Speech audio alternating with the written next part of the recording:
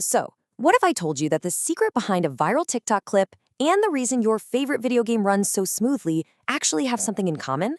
Well, it turns out they share the exact same name and, believe it or not, the exact same core philosophy. So let's dive in and explore the two very different yet somehow deeply connected worlds of clipping. First things first, let's talk about the money. $200,000. That's the absolutely jaw-dropping amount that one top streamer paid a single clipper in just 1 month. And no, that's not a typo.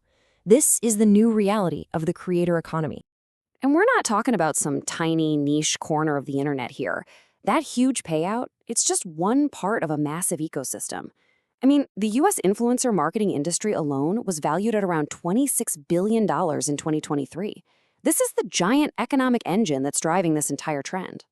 So that brings us right into our first section, the viral gold rush. We're going to break down how this modern form of clipping has turned into a legitimate, and for some, an incredibly lucrative career.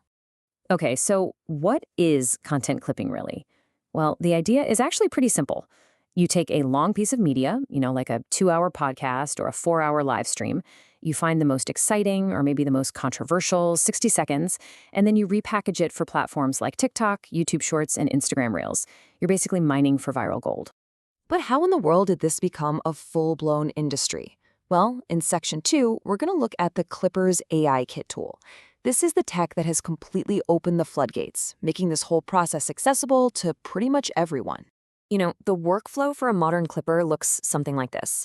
You find your source material, right? But instead of watching for hours and hours, you just feed it to an AI.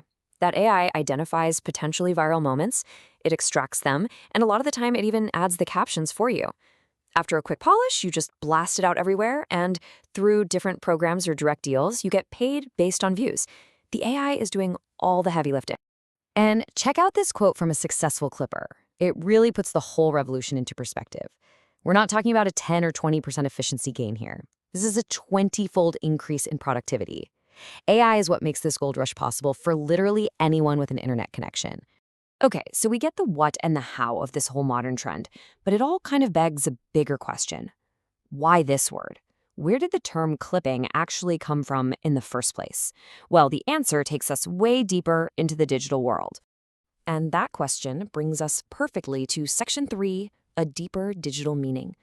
We're about to peel back the layers and uncover the secret origin of this buzzword, which it turns out has its roots not in content, but in code.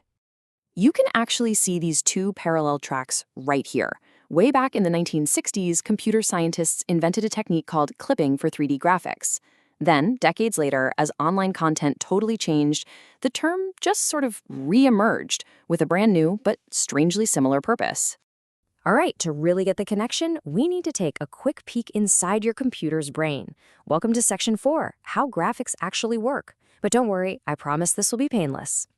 So in the world of computer graphics, clipping is all about elimination. It's a process that tells the computer what not to draw. By removing all the objects and scenery that are outside your field of view, it saves a massive amount of processing power. And that's what allows these complex games and graphics to run so smoothly. Here's a super simple way to think about it. Imagine you're playing a first-person video game. Your computer doesn't need to waste any energy rendering the world that's behind your character's back, right?